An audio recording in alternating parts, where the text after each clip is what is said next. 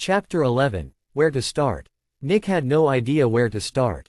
Everything had been prepared, and now, they only needed a Spectre. But where could they even get a Spectre from? The big Zephyx manufacturers had several people searching for Spectres at any given time while Nick was basically alone.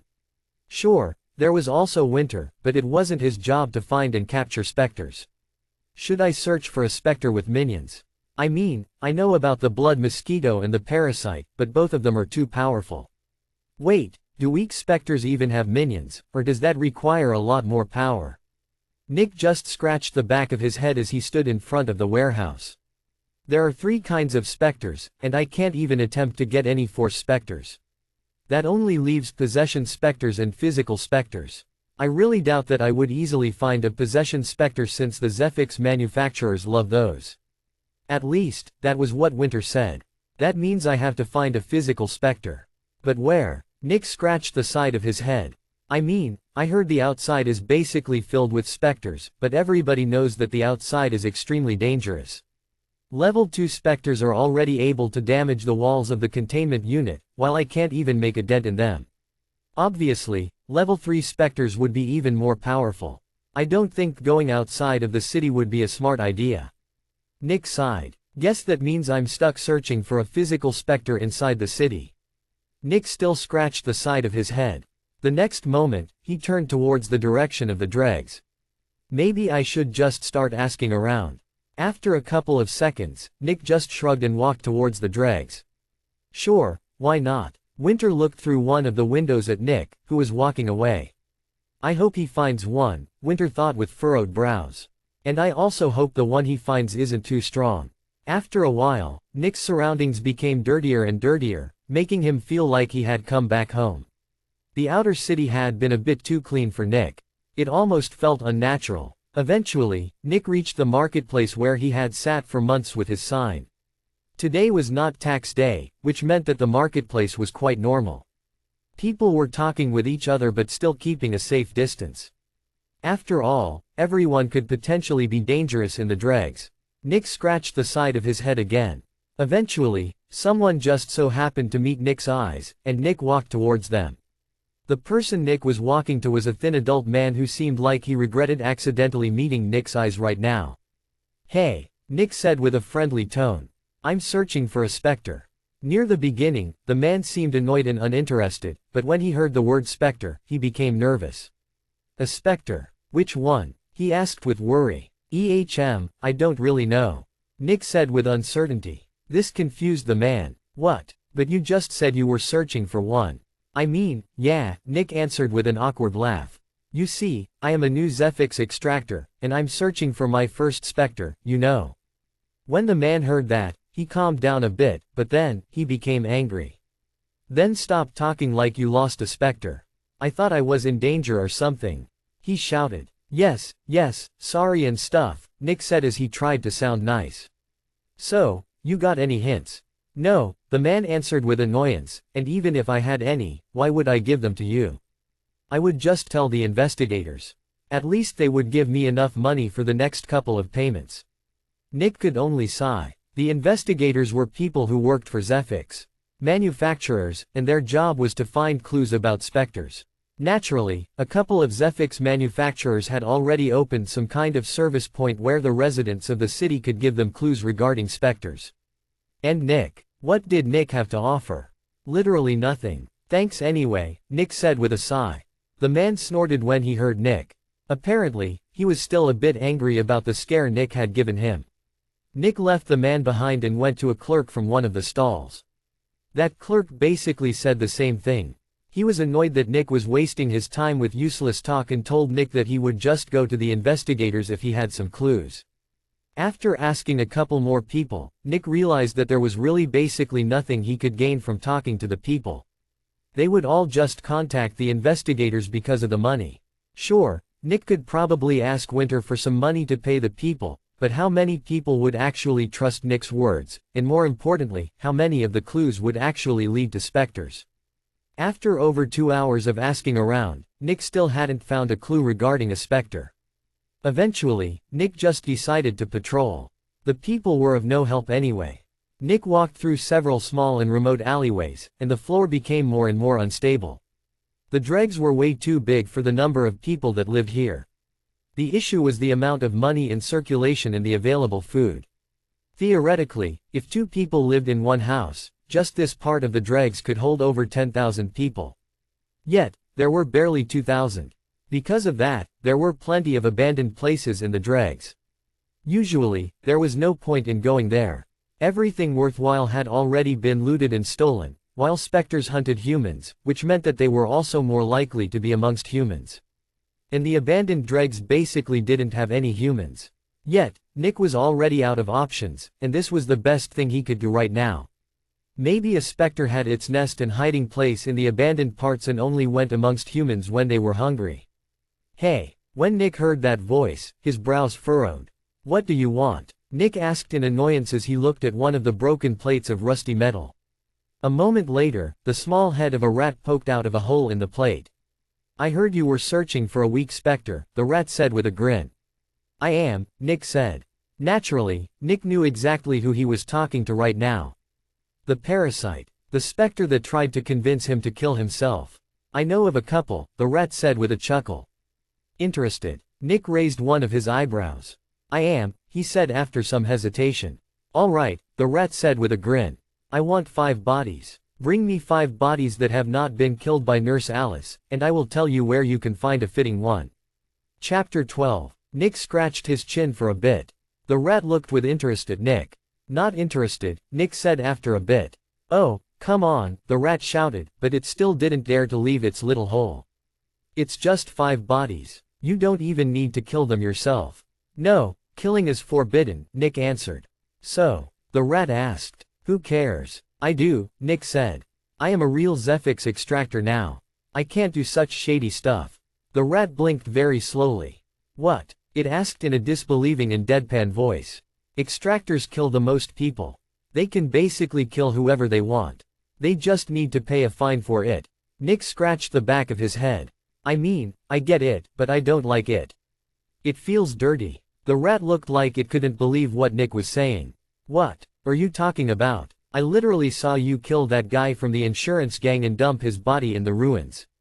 The rat shouted. Ruins? Nick asked. The sewers. The stuff below the grates you're walking on. The rat shouted with annoyance. Oh, that, Nick said. Yeah, I killed him, but that was because he was trying to collect information on me.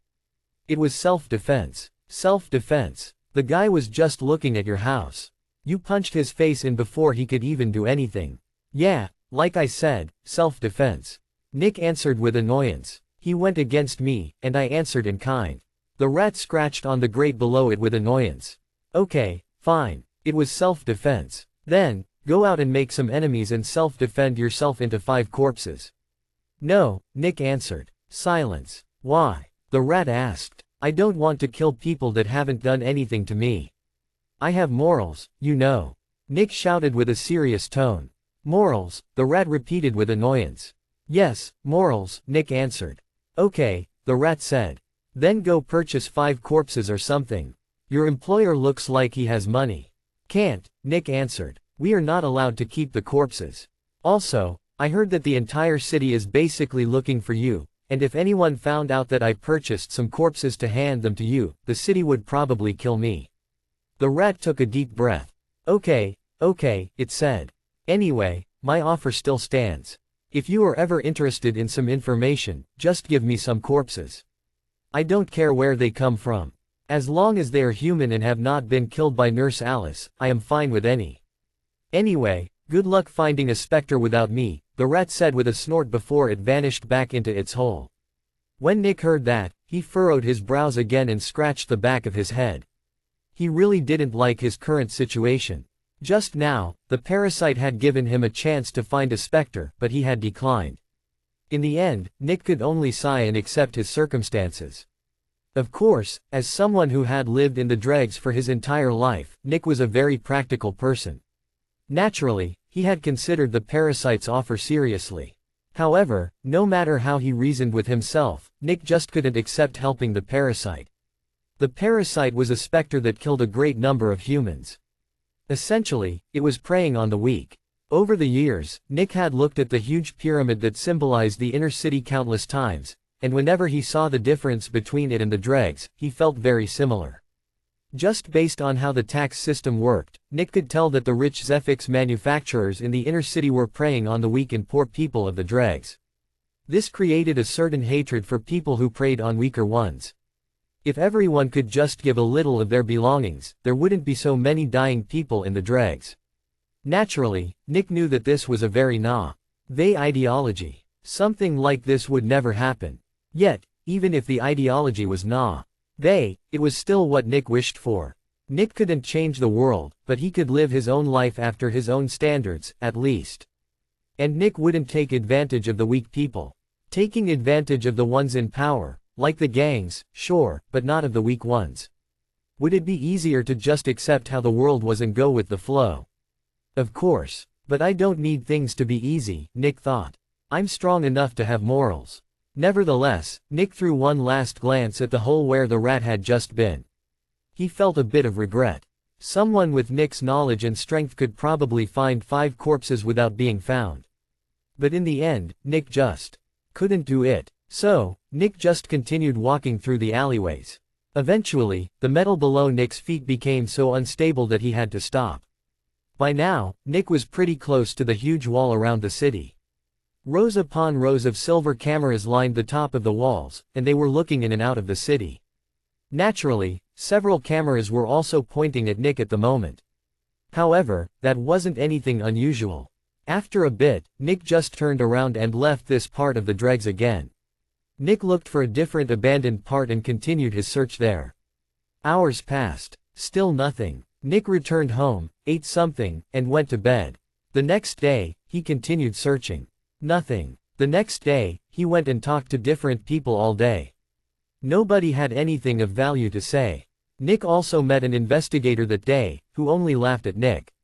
The investigators had already found out that Nick was searching for specters, and apparently, Nick had become a joke within their ranks.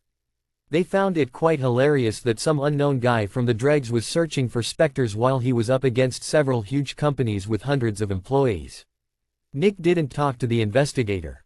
Another day passed. Another day passed. Another day passed. Nothing. Nick found absolutely nothing. Yet, Nick didn't give up. He still continued searching. There had to be something, somewhere. If Nick didn't find something, his future would become gray and empty again.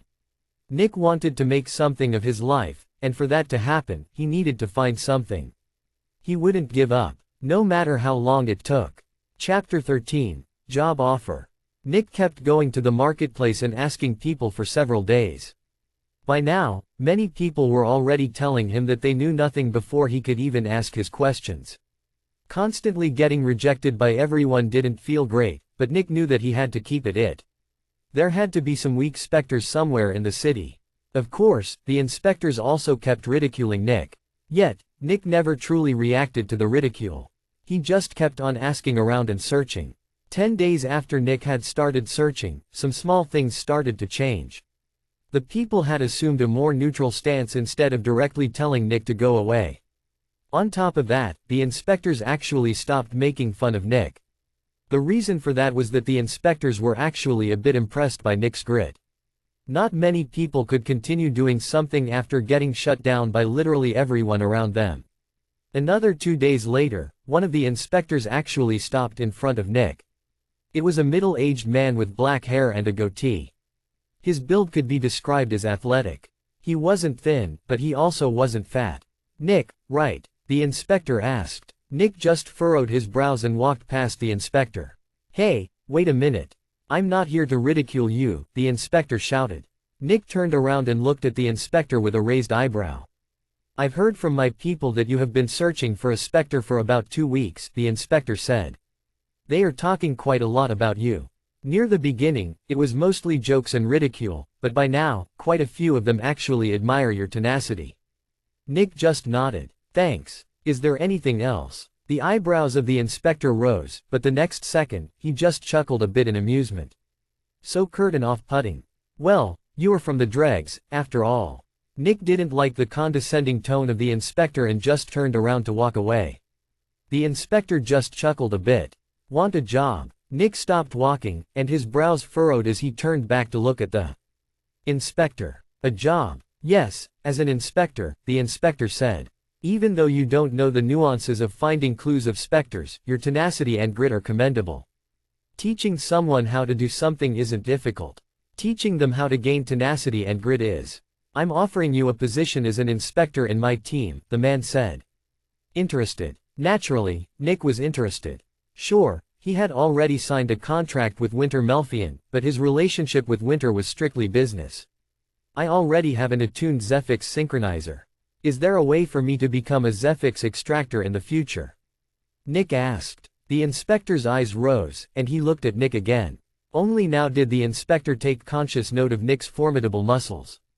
He had heard that Nick was a new Zephyx extractor, but after looking more closely at the business Nick was in, the inspector could just shake his head. There were only 2 people in there, and one of them was Nick. They didn't even have a specter. In essence, Nick wasn't even an official Zephyx extractor at this point. After all, he hadn't extracted even 1 unit of Zephyx. There were several people in the dregs with attuned Zephyx synchronizers. There were not many, but there were definitely over 10. It wasn't unusual for someone to come into contact with a specter. Yet, none of these people could become actual Zephyx extractors. It took way more than just that. So, the inspector hadn't considered Nick special. But after meeting Nick face to face, the inspector realized that Nick actually didn't seem weak. He had tenacity, a strong body, guts, and willpower. He could actually become a Zephyx extractor. Sadly, the inspector could only sigh. While it happens occasionally, inspectors don't often become extractors, and the few ones that do don't have attuned synchronizers. I can't make the decision on that, but based on my personal experience, I would say the chances are very low. Sorry. Nick furrowed his brows and looked at the ground. Even though Nick had just essentially heard that he wouldn't become a Zephyx extractor, he was still a bit tempted to accept the offer. What was Nick's goal in life? Right now, Nick only wanted to have a nice future. He didn't want to worry about money. He didn't want to constantly be on guard because somebody might break into his house to kill him. Nick just wanted an easier and more colorful life. Nick knew that an inspector didn't come close to an extractor in terms of payment and status, but it was a solid job, at least. That was something that no one living in the dregs could claim to have. While the lowest-ranking inspectors didn't live in the inner city, they definitely could live in the actual outer city. Normal houses, normal food, normal work. It was already a major step up from living in the dregs. And yet, I'm sorry, Nick said with a sigh. I can't accept. Can you tell me why? The inspector asked. I don't exactly know why, Nick answered. I only know that I want to give life my best shot. I actually want to see if I can capture a specter and become a real Zephyx extractor. If I don't try, I will forever regret it.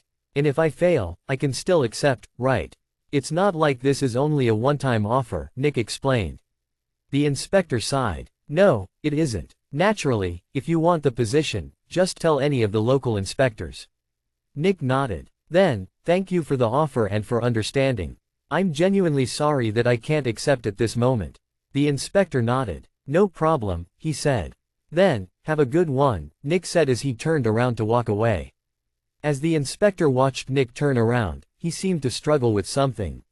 It was like an inner conflict was currently taking place in the inspector's mind. For a while, the inspector just looked at Nick. When he saw Nick walk up to a person he had already asked twice in the last 10 days, the inspector sighed again. Nick, come over here, he said, waving Nick over. Nick stopped and looked back at the inspector. After a bit, Nick turned around and walked up to the inspector. Yes, he asked. The inspector scratched the side of his head with a bitter smile. How important is this to you? The inspector asked. Nick furrowed his brows. Pretty important. It's my life, you know. How good are you in dark places? The inspector asked. Nick looked to the side. The nightmare, one of the 5 level 9 specters, was omnipresent, and whenever anyone entered a dark place, the nightmare would start to poison their minds with doubt, hatred, anger, and all manners of negative emotions. Everyone avoided the dark. It's difficult to resist, Nick answered. Can you survive for an hour without any major trauma? The inspector asked. Nick furrowed his brows again. He didn't answer for a while. Not sure. The inspector looked at Nick with concern for a couple of seconds. But then, he sighed. I know where you can find a specter. And it shouldn't be that powerful. Chapter 14, The Dreamer. Nick and the inspector walked to the side into an abandoned alleyway. Nick was highly interested in what the inspector had to say. After nearly 2 weeks, Nick had finally found a clue. When they arrived in the alleyway, Nick just nodded at the inspector. The inspector looked around. I'm not supposed to tell you about this, the inspector said. Information regarding specters is top secret. Why are you telling me? Nick asked. Well, there are a couple of reasons. First, I feel like I should help you a bit. I kind of feel bad for you when I see you try this desperately to find a specter. 2. The specter isn't being hunted by the manufacturers anyway. This means that nobody would really miss it. And third, I don't fully agree with my employer's goal, the inspector explained. Their goal? Nick asked. The inspector nodded. There are many specters that we know about but don't capture. There are multiple reasons for that. Sometimes, it's incredibly difficult to find the actual location of the specters. The parasite is a good example. The entire city is after the parasite, but nobody managed to track it down. Another reason is that some of the specters are incredibly difficult to contain, and it's even more difficult to keep them contained. While there are containment units that can keep some force specters contained, there are still some of them that can't be contained. For example, outside the city is a specter we call the Swallowing Swamp. It's just a huge swamp that's several kilometers wide. In order to contain that, we would need to commit monumental amounts of resources to it, which wouldn't be worth it. Some specters are also just too powerful. Nurse Alice is a great example. And then, there are specters that are living in places that are too difficult to get to. The one I'm going to tell you about is part of that category. Nick became quite interested. Where is it? The inspector pointed at the floor, or more specifically, at the darkness beyond the metal grates everyone was walking on. The sewers, the inspector said. Nick also looked at the ground. Since the floor was essentially made of metallic grates, everyone could see and smell the sewers. In a way, the sewers didn't really look like sewers. In truth, just a couple of meters below the grates, there was just a sea of horrible and dirty water. If anyone broke a grate and fell through, they would fall for about 10 meters. And then plummet into a deep pile of water filled with piss, shit, waste, garbage, and so on. There were cases where some of the victims were rescued, but most of them died quickly. In general, the people started to puke violently, which often made them accidentally swallow more of the water. This increased their panic, and they started to rapidly splash around. Oftentimes, they hit some kind of old and rusty nail, which then cut them open. Additionally, the parasite's minions, the rats, often piled onto the victim. Falling into the sewers was a terrifying death.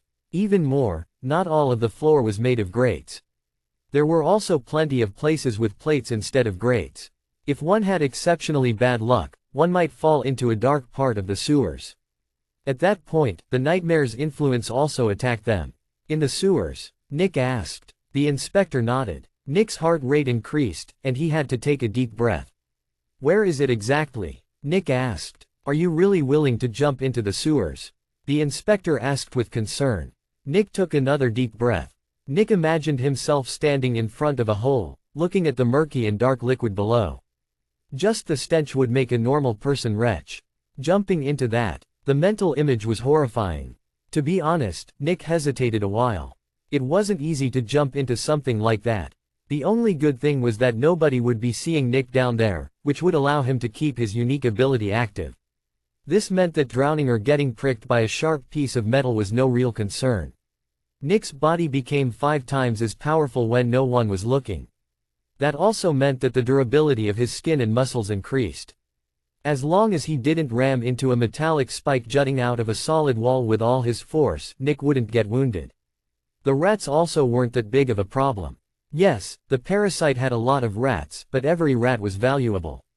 The rats would be able to overwhelm Nick, but Nick would take many of them with him. Nick was quite sure that it wouldn't be worth the trade. So, while the sewers were incredibly disgusting and horrifying, they were not actually a danger to Nick. However, 2 other things would still prove to be very dangerous. 1. The specter itself, whatever it was. No specter was weak, and Nick needed to overwhelm the specter, catch it, and bring it back to the surface. 2. The darkness. The sewers were dimly lit at best, and there were also many places that were completely dark. The darker the place, the greater the nightmare's influence. The nightmare's powers affected every single human in the world. It didn't matter how strong someone was. Whether they were a normal person or one of the most powerful extractors in the world. All of them were affected by the nightmare equally. Power didn't matter. Only mental fortitude mattered. Nick would need to resist the nightmare's influence for a prolonged period of time while also actively searching for the specter. Nick only looked to the side. He said that the specter should be on my level, which means it's a level 1 specter. For a level 1 specter, someone has to jump into the sewers and resist the nightmare's influence. I can imagine that it wouldn't be worth the effort. Nick remained silent for several seconds. You know, the inspector said. Nick looked back. Maybe I misrepresented my reasons for helping you a bit, the inspector added. The reasons I mentioned earlier still hold true, but the order might not be the most accurate. The thing I'm actually most concerned about is the last reason. Nick only looked at the inspector.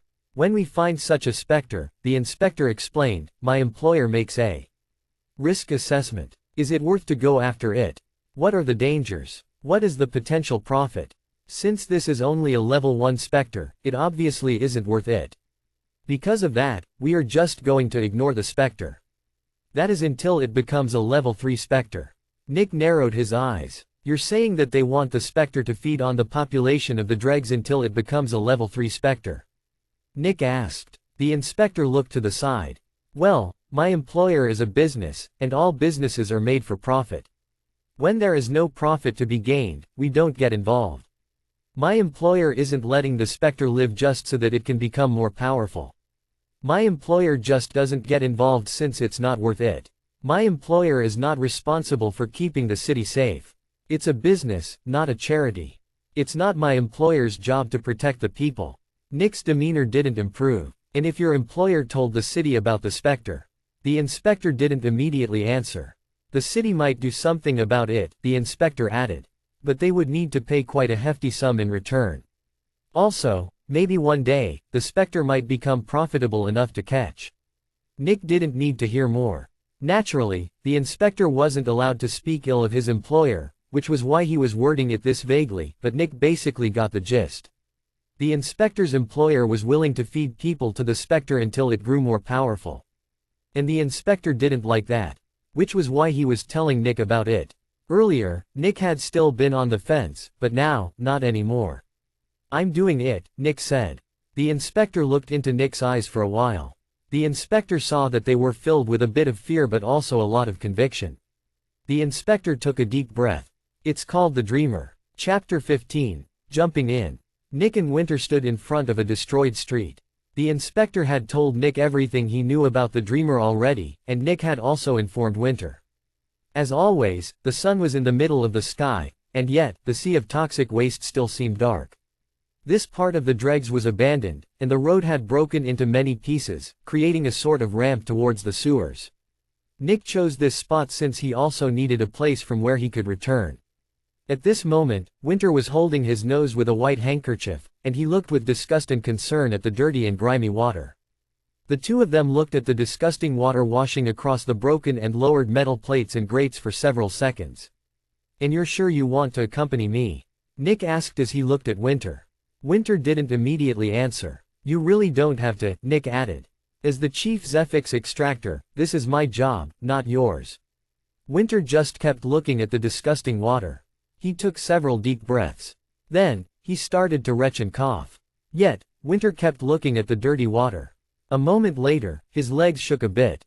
And finally, he sighed. I'm sorry, he said. It's fine, Nick said with a nod. It's not your job. Nick, I'm really genuinely sorry, Winter added. I honestly want to go with you, but I just can't. I don't have the courage. Sorry. It's fine, dude, Nick said with a bit of annoyance. You can just stay here until I return. If I am accompanied by something that's attacking me, you can help me with that. I will, Winter answered with a nod. After Nick had signed the NDA, Winter had also told Nick about his ability. As one of the heirs to the Melfian family, Winter had received something to protect himself. Winter's Zephyx synchronizer was also already attuned to a Spectre. However, the ability the Spectre gave people was not something that was very useful for a Zephyx extractor. It was basically only good for running away from someone. Nevertheless, it was still very good at what it did. While Winter couldn't capture any Spectre on his own, he could still debilitate and weaken it. Naturally, Winter had received that ability for two reasons. First, his parents wanted Winter to have something that could protect him. Second, they didn't want Winter to become a Zephyx extractor, and the best way was for Winter's synchronizer to already be occupied with a relatively useless ability for extractors. If I see anything attacking you, I will immediately support you, Winter said with conviction. Nick just nodded. Also, since I'm not accompanying you, I might as well give you these, Winter said as he took out 3 long tubes of glass. Nick looked at them with furrowed brows. What's that? Arclight, Winter answered. And how will that help me? Nick asked. Everyone knows that artificial light sources don't help against the nightmare. This is different, Winter said as he pointed at the 3 long tubes. Each one is harvested from a level 3 Spectre. They actually help against the nightmare. This surprised Nick quite a bit. Be careful with them, Winter added. Each one costs around 10,000 credits, and they only work for a minute each. If you feel like you can't handle the nightmare's influence anymore, just break one of them. An area of light will appear around you, but it will dissipate after around a minute. The containment unit and building already consumed most of my budget, and I can't afford more of these arclights without jeopardizing our daily operations. Use them when necessary. Nick looked at the 3 glass tubes with newfound appreciation and bound them to his thigh. Thanks, Nick said. Good, Winter said with a nod. I hope everything turns out well for you. Thanks, Nick repeated. Then, Nick took a deep breath. At the same time, Winter turned around. In order for Nick's powers to activate, Winter also wasn't allowed to see him. For the next couple of seconds, Nick took several deep breaths. Finally, Nick put on some diving goggles that Winter had bought him and jumped forward. Nick could have just walked into the murky pool of water, but he feared that he would turn around if he came into contact with a bit of the liquid. So, he decided to directly jump in. Splash. The splash was noticeably more lethargic and subdued compared to the typical splash of water. It was just too viscous. Thanks to his ability, Nick easily jumped forward for over 5 meters without needing a running start. As soon as Nick touched the murky liquid, all his senses fired at the same time. Nick felt several small pieces of cloth touch his skin. He had also hit 2 small but solid objects, which were quickly pushed away by his body. The next moment, Nick felt how incredibly sticky the liquid was. In a way, it felt like the liquid was trying to trap him in place. Some of the liquid went into Nick's ears and nose, and he had to do his best to resist the urge to vomit. Disgusting. All of Nick's body shouted at him that this was disgusting. It was so bad. However, instead of immediately panicking, Nick remained motionless in the liquid first. He knew that he had to get acclimated. Nick had already pulled his knees to his chest to make the surface area of his body as small as possible, but his body was still violently shaking. He wanted to throw up so badly. He just wanted to push his head above the surface and scream. Yet, Nick just remained stationary. For several seconds, Nick didn't move. During these seconds, he felt several small pieces of cloth get caught by his body. Finally, Nick slowly extended his body. As he felt his chest and thighs come into contact with the liquid, his body shuddered again. And then, Nick slowly swam upwards. Splash! Nick's head broke the surface, but he didn't immediately open his eyes. He knew that he was wearing diving goggles, but he had still closed his eyes. Over the next seconds, Nick slowly opened his eyes as he looked upward. Brown and green liquid was sparkling as the light of the sun shone through them. Nick saw small pieces of bandages, and he even saw a couple of small pieces of bone on his diving goggles. Piss, shit, bandages, bones, teeth, blood, rotten meat, insects, poisons, splinters, rusty metal, puke. Together with water, all of that was creating the pool of liquid Nick was currently in.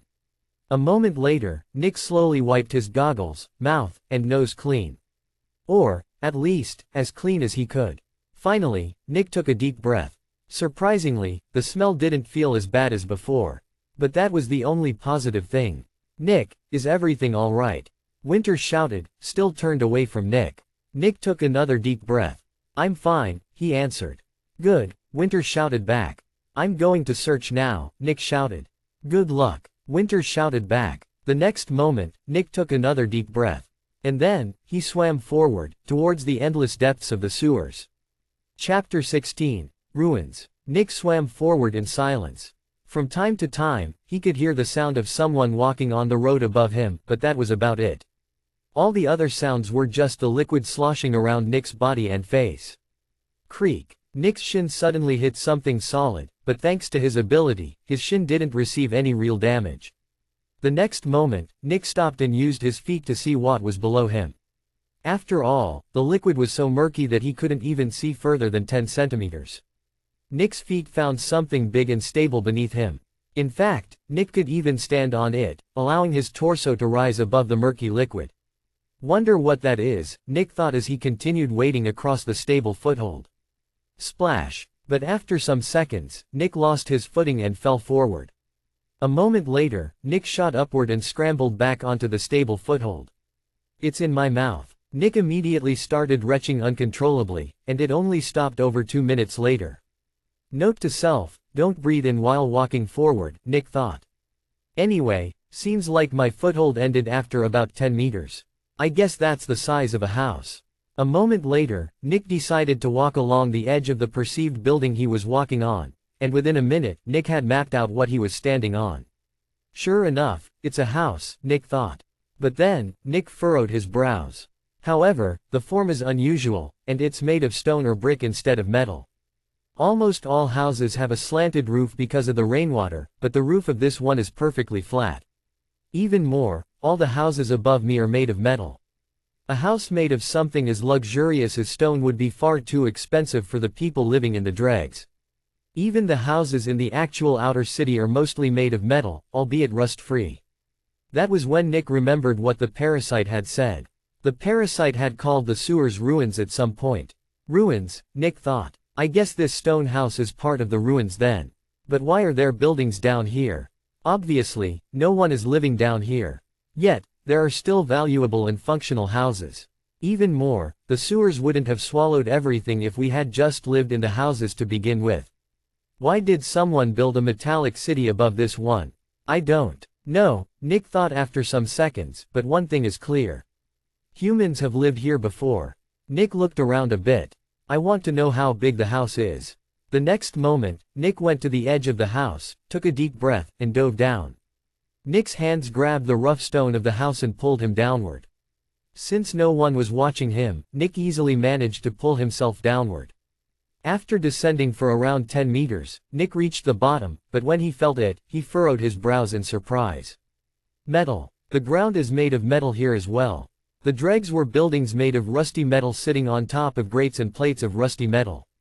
Below that, Nick imagined a stone house sitting on top of more metal.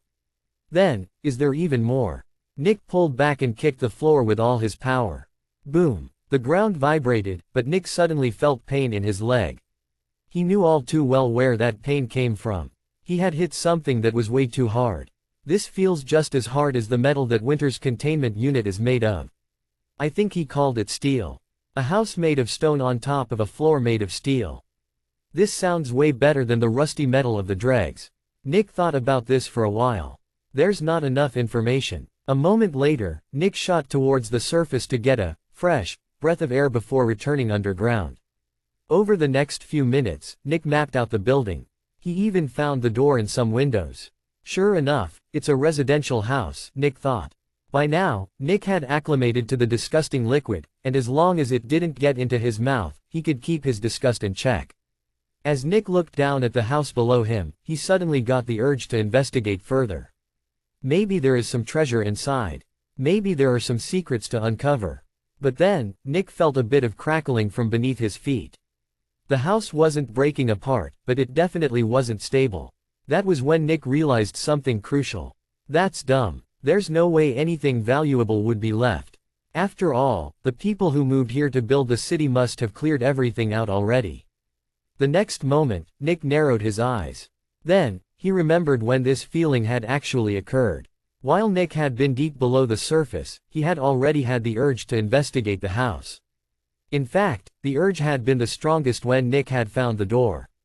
It's already started. The liquid was so incredibly murky that no light reached a depth of even just 2 meters. This meant that Nick had been in pure darkness down there. The nightmare. The nightmare's influence could be subtle or noticeable, whichever was more useful. Naturally, the nightmare had influenced Nick in a very subtle manner down there, slowly planting ideas into his head of riches and secrets. If Nick had followed these urges, he would have been in quite a lot of danger.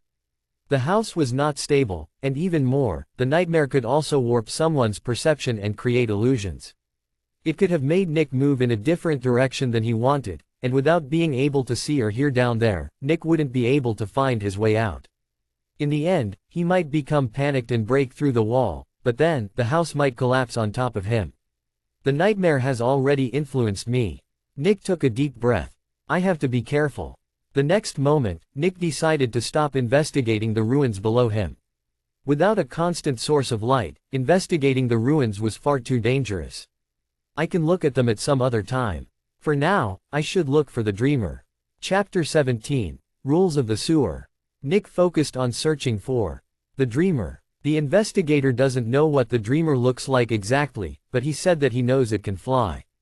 Physical and possession specters of the first level are not nearly powerful enough to fly without wings, which means that the specter is most likely a winged creature of some sort. As Nick swam forward, he kept looking upward. Naturally, the dreamer most likely didn't reside inside the actual murky liquid. It's probably living inside some of these structures. Naturally, there had to be some support for all the metallic plates and grates that made up the floor of the outer city. These supports came in the form of long and wide pillars of rusty metal, but they were not the only kinds of support. Nick had already found a couple of other ruins jutting out of the liquid. For example, there was a wide building made of stone that seemed to touch or fuse into the metallic plates above it. There were also several other sizable buildings made of metal and stone jutting out of the pool. While most of the normal pillars ended in a part of the street with a couple of plates, the sizable ruins that supported the city often ended in big areas of plates. There were no grates for over 10 meters around these big structures. Additionally, most floors below the actual buildings in the dregs were also made of plates instead of grates. In a way, since the sun was directly above Nick at all times, the map of the dregs was reflected on the murky liquid in the form of shadows and big areas of darkness. While Nick was swimming through the sewers, he was essentially following the roads of the dregs above him. It had a kind of bizarre sense of order. Sadly, this meant that Nick couldn't fully investigate every part of the sewers without having to enter the darkness. Many buildings were often clumped together, and since the people wanted to avoid the rising smell of the sewers as much as possible, they also replaced their floors with plates. This created areas of pure darkness over 100 meters wide. Naturally, there were also ruins and supports in these areas, and Nick couldn't see much from a distance. Nick was in the light, and if he wanted to look into the darkness, his eyes had to acclimate to darkness first. This meant that he had to enter the darkness if he wanted to see in the darkness. But for now, Nick avoided the darkness. He would only enter when it was necessary. Nick remained on the streets as he continued to search for any movement above him. The good thing about the sewers was that they were so incredibly toxic and disgusting that not even insects came here. The only movement Nick saw came from the rats scuttling across the ceiling of the sewers. Surprisingly, not even the rats were swimming in the liquid. Instead, they were scuttling across the metallic grates with their claws. In fact, there were quite a lot of them. In a certain way, these rats were the pedestrians of the sewers since they also followed the roads. While specters were not being hunted by the nightmare, most of their minions were. So, even the minions of a powerful specter, like the parasite, had to avoid the dark places. Luckily, none of the rats were looking at Nick, keeping his ability active. In the beginning, some of them had looked at him out of curiosity, but after Nick had thrown them a glare, they turned around. If the parasite annoyed Nick too much, Nick might decide to hunt its rats. So, out of politeness, the parasite tried to ignore Nick. As long as it didn't antagonize Nick, Nick wouldn't antagonize it. That was their unspoken agreement. For several hours, Nick continued searching for the dreamer. The sewers were kilometers upon kilometers long, but luckily, not all the flooring was made of grates. The dregs didn't surround the city. After all, no city would want every single visitor to travel through the absolute worst place they had. So, while the sewers covered most of the underground of the city, the dregs were only about 2 kilometers wide and 3 kilometers long. Nick was quite certain that the dreamer didn't go outside the sewers below the dregs. First of all, the other parts of the cities had far more Zephyx extractors, and if any of them found a level 1 specter appearing near them, they would hunt it down. Every specter represented an incredible amount of wealth. Additionally, the nicer parts of the town had the sewers completely isolated, making it impossible for the dreamer to surface. This meant that the dreamer had to focus on the dregs. By now, it should be late evening, Nick thought. The sun didn't move, but Nick's inner clock was telling him that it was getting late. According to the inspector, the dreamer has received its name due to the method it uses to hunt and feed. Once a night, it leaves its nest and visits a sleeping person. While they are asleep, the dreamer creates terrifying nightmares for them but doesn't allow them to wake up. For several hours, the person is stuck inside a terrifying nightmare. The next day, the person wakes up again, but they feel even more tired than before they went to bed. Naturally, they also need a long time to recover from the mental stress. Since it's already late in the evening, the first people should already be going to bed. In at most a couple of hours, the dreamer should leave its nest to feed. That's when I can find it. Sadly, I also need to reach it and sneak up on it. That won't be easy. But for now, I should wait. Nick went to one of the ruins that were below some grates and grabbed the edge. Then, Nick slightly pulled himself down so that only his nose and eyes poked out. He didn't want the dreamer to see him when it searched for its food. And like this, Nick waited. Chapter 18. Nightmare. Nick waited for several hours in the horrible liquid. During this time, he had a lot of time to think. For example, he had thought about how he had ended up in this place. Naturally, after being inside such a disgusting place for so long, Nick had questioned his life choices. But in the end, Nick thought that it actually wasn't so bad. After all, he was currently trying to turn his life for the better. The worse it was, the fewer regrets he would have in the future in case he decided to accept the investigator job. At least, he could say that he had even swam through a pool of piss and shit in an effort to become a Zephyx extractor. By now, it was deep in the night, but the sun still shone brightly in the sky. Way fewer people were walking around above the grates, and Nick had also seen a drop in streams of piss and nuggets of shit coming down through the grates into the pool. Yet, Nick still hadn't seen the dreamer. He constantly kept a lookout for its whereabouts, but Nick just couldn't find it anywhere. It should be 12 a.m. already, Nick thought with furrowed brows. Most people should be asleep already, and there should be plenty of victims to choose from for the dreamer. Yet, I haven't seen anything fly around.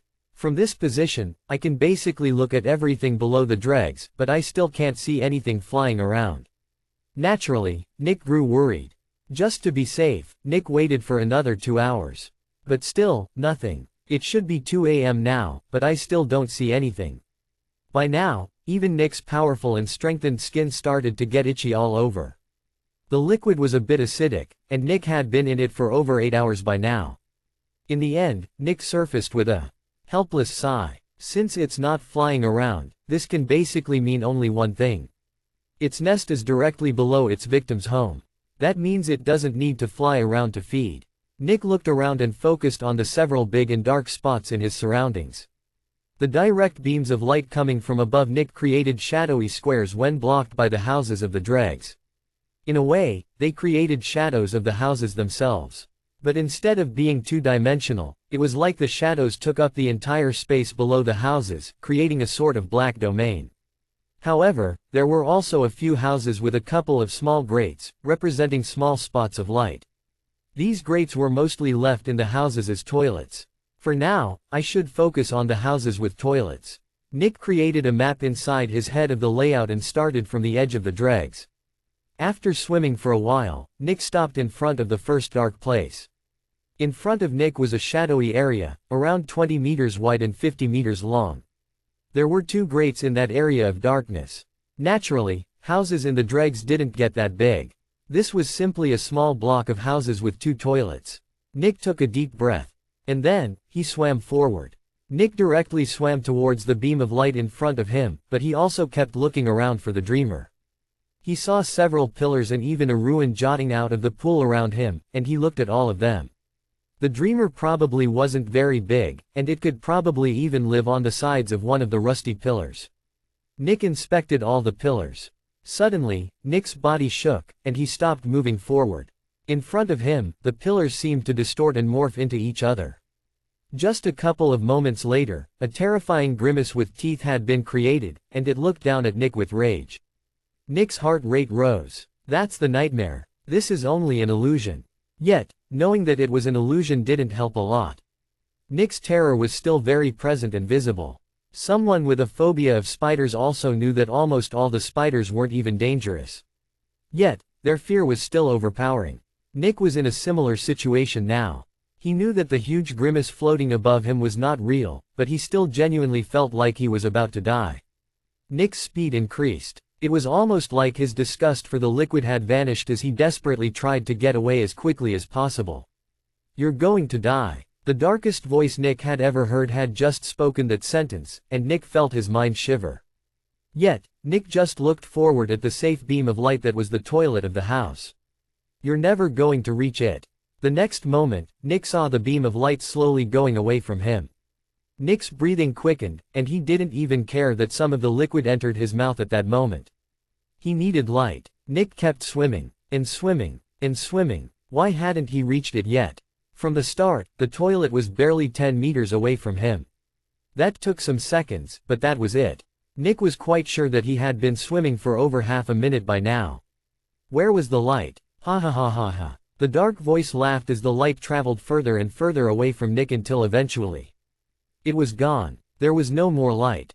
There was only darkness. An endless forest of tall and rusty spires rose from the pool around Nick. But that was it. No matter in which direction Nick looked, he only saw an endless forest of rusty spires. There was no escape. The next moment, the grimace of spires slowly descended, its expression morphed into a malicious smile. And then, it slowly moved towards Nick. Nick knew all of this wasn't real, but he also knew that he would die if he stayed in the darkness. The longer the nightmare influenced people, the worse it got. Nick turned around and swam away from the grimace. He had to flee. He was going to die. Ha ha ha ha. The grimace laughed as it came closer. No matter what Nick did, it was coming closer. Nick closed his eyes in terror. He would die. "I'm sorry, Winter. But I have to use it." Then, Nick grabbed one of the tubes of glass and broke it over his knee. Chapter 19, The Second Swim. The next moment, Nick was bathed in light. From black, everything transformed into white. Nick's eyes burned due to the sudden influx of light, but they quickly adapted. The next moment, the light became less bright, and Nick could finally look around. "How did I end up here?" Nick thought with surprise. Right now, Nick was between the two toilets when he had not even reached the first one. The nightmare must have created more illusions that made me change my trajectory. Nick took a deep breath. As long as I enter a sizable area of darkness, the nightmare can actually keep me perpetually trapped in it. No wonder no one wanted to search for the dreamer down here. The danger is not the dreamer. The danger is the nightmare. Nick noticed that the light was getting dimmer, and he was preparing to move forward again. I need to find a way to get to the toilet. A bit later, the light was nearly gone, and Nick shot forward again. The pillars were transforming into the forest of rusty spires again. However, Nick just kept swimming forward with all of his power. The next moment, Nick saw something dark slowly rise out of the pool in front of him. It was like a whale had just put its breathing hole a bit above the surface before submerging again. Something was in the water, and it was big. A second later, it rose again, but this time, it was angled towards Nick. It was swimming towards him. Nick gritted his teeth, ignoring the liquid that poured through his lips. And then, he tightly shut his eyes. But he continued swimming. Everything became silent. It was deathly silent. The only thing moving was Nick. He almost felt like he was in an endless void of nothingness. Ding! Nick's right knee hit something solid, but the object was pushed away. However, Nick knew exactly what he had just hit. It felt a bit soft but with a hard core. It was a head. A human head. The next moment, Nick hit something again. This time, it was an arm. However, Nick just kept moving forward. More and more body parts appeared in Nick's way, but he just batted them to the side. I'm sorry, the crying voice of a kid said quietly. The next moment, a small arm grabbed Nick's ankle. I'm so sorry, the kid shouted. Please, forgive me. The next moment, several other arms grabbed Nick. They wanted to pull him into the depths. I'm sorry. I'm sorry. I'm sorry. A chorus of different but desperate voices shouted from all around Nick as the grips of the arms tightened. Nick couldn't move anymore. He had been completely immobilized. Nick's terror reached new heights, but he only kept trying to swim forward. That was the only thing that could save him. Splash! Nick was suddenly pulled under. The arms tightened around him and continued pulling. And then, Nick suddenly felt it. Teeth. Huge teeth. Nick's legs hit a couple of teeth, and the teeth were almost a meter long. Even more, Nick's body wasn't nearly strong enough to resist these teeth, and his legs started to bleed. In his panic, Nick desperately tried to swim away, but the arms kept pulling him back. Even more, the arms seemed to come out of this thing's mouth. The arms were pulling him into the maw. Nick felt the maw advance. A deep shadow appeared around Nick as he was engulfed. There was another specter in here. And this was not a level 1 specter. He would die. He would die. Nick felt himself get pulled further and further down into the maw. And then, everything stopped. Nick didn't move for several seconds. But nothing happened. Slowly, Nick opened his eyes. And he saw light. He was below one of the toilets. I did it. Nick thought in shock. I actually did it. For several seconds, Nick just looked at the light above him. He was safe. There was no second specter. Splash! Suddenly, something splashed in the liquid in front of Nick, and all his anxiety returned. Nick looked down. And then, he saw it. A floater. A turd. The person in the house above him had just taken a shit. Nick grimaced in disgust. Really? Now? And with that, all of Nick's elation was gone and replaced by annoyance. Anyway, I can look for the dreamer now. Due to the extreme darkness, Nick couldn't see all parts of the ceiling from any one spot. Because of that, he went to the little safe spots to search the ceiling. The next moment, Nick poked his head into the darkness, but his body remained in the light. The nightmare's influence returned, but it was far weaker than before. By moving his head out of the light like this, Nick could look at the 100 square meters above him with quite a lot of confidence. However, since 100 square meters were only 10 by 10 meters, Nick needed to do this from several locations to check everything. After he looked at the ceiling above him, Nick readied himself to swim towards the next toilet. Obviously, the dreamer wasn't here. Nick took a deep breath and readied himself. I've done this before. Now, I just need to do it again. Then, Nick shot forward. The terrors returned. Nick closed his eyes. Creakish. Nick stopped breathing as he felt some teeth tear a part out of his arm. The pain was brutal and sharp. Nick opened his eyes and looked at his right elbow. His flesh had been torn off. Only the bloody bone of his elbow was left. Is this real? Nick thought. I've never heard that the nightmare could do something like this before. Right. The teeth of the maw also tore my legs open, but when I reached the light, there was nothing. I have to keep swimming. Even though a huge part of Nick's arm had just vanished, he still continued swimming as he closed his eyes. He had to reach the toilet. The next moment, something tore Nick's leg off, and Nick was nearly pulled under by the force. Nick wanted to scream due to the pain, but he just kept swimming forward. He had to reach the light. He had to reach it. More and more of Nick's body was torn apart, and Nick wasn't even sure what he was anymore.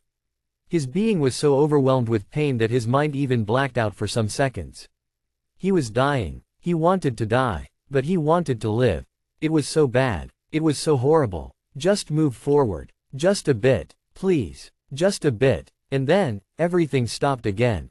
Nick opened his eyes. He had reached the second toilet. Chapter 20. Too much. Silence. Nick just looked at the ceiling in silence. He had expected that things wouldn't be as bad the second time. He had been wrong. Things had been even worse the second time. Back when Nick had been underwater, the nightmare had used subtle influences. The next time, it had used horrors to stop Nick from moving to where he wanted. Then, it created illusions of Nick losing control and being swallowed. And now, it had just directly inflicted an unending amount of pain on him. The nightmare had lost all its subtlety. It had transformed from horror into terror. Nick just looked at the light at the ceiling. He wasn't sure what he was feeling. Fear, apprehension, relief, anxiety. This wasn't like the last time. The last time, Nick had been happy that he had managed to do it. But this time, Nick was not happy. The pain had been bad. Real bad. For several minutes, Nick didn't do anything. He just looked at the ceiling with a worried expression. He didn't want to feel such pain again. He never wanted to feel something like that again. Just now, his body had been torn apart one piece at a time. This was a pain that should have killed someone. But he was still alive. Ellipsis. Ellipsis. Nick gulped in worry. I don't want to do this again. How many times do I have to do this? What will happen next? I can barely swim for a bit more than 10 meters in pure darkness, and it's already this bad. This is one of the smaller blocks of houses. There are blocks with no toilets, which means I have to look at the ceiling while under illusions. And then, I need to go back. Also, what about when I actually find the dreamer at the ceiling in one of those? At that point, I need to climb one of the pillars in pure darkness and catch it. The nightmare could easily show me illusions and make me move in the wrong direction. Nick just floated on the liquid as he looked up. Silence. I don't know. I have no idea how to find and catch the dreamer. For over 10 minutes, Nick didn't do anything. Naturally, Nick knew that he couldn't spend the rest of his life in the light of this little toilet. He had to leave at some point. Yet, he just couldn't. The terror he had felt just now was too much. The pain was too much. He was only 16 years old. He had never undergone something this painful or terrifying. This was not the work of some random weak specter. No, this was the nightmare. One of the only 5 level 9 specters. Even the strongest Zephyx extractors couldn't remain in the darkness for an extended period of time. The nightmare's power was absolute. It had killed tens, if not hundreds, of thousands of people just by mentally breaking them. It had killed people far more experienced and tenacious than Nick. I can't do it. Silence. I just can't do it. I have to do this one more time to get out, but I don't think I can enter another block of houses. Nick felt his chest shiver and hurt. Regret, frustration, self-loathing. I'm not strong enough to do this again. I want to turn my life around, not end it. If I go through something like this again, I don't know if I will ever recover. What then? I want to try my best, but if I fail, I fail. It's fine. I can become an inspector. It's not like I have some lofty and idealistic goal that requires me to become the strongest person in the world. No, I just want to live a good life. But what's the point of living a good life when I wake up in a cold sweat because I keep re-experiencing the things I have seen and felt here every night for the remainder of my life? Nick looked to the side at the block of darkness waiting for him. And then, some tears appeared in Nick's eyes. I'm sorry. I just can't do it. I'm not strong enough. Silence. The only sounds down here came from the quiet scratching of the rats, claws and Nick's crying. It was just too much for him. Nick had just started his journey as a Zephyx extractor, and he had already confronted one of the 5 strongest specters several times. This wasn't something that he could deal with. This was far beyond his current level. He gave up. For the next couple of minutes, Nick looked at the darkness around him. Then, he moved his head into the darkness and did a routine scan of the ceiling. Maybe he was lucky, and the dreamer was actually here. It wasn't. Nick took a deep breath. He only felt fear right now. He didn't want to enter the darkness again. But he had to. He couldn't remain here for the remainder of his life. Nick took another deep breath. It took a couple minutes for him to gather his courage, but eventually, he shot into the darkness again. As soon as Nick entered, nothing happened. However, Nick didn't let down his guard and just kept swimming forward. Silence. Nick just kept rapidly swimming forward in silence.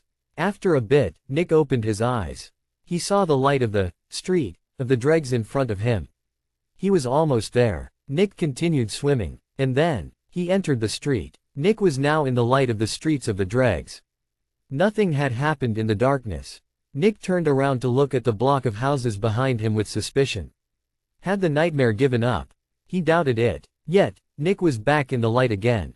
The nightmare had no influence over Nick here. Bang! Suddenly, something hit Nick's head. Splash! Splash! Splash! Splash! Nick quickly shook his head and looked around him. Rats. Don't wanna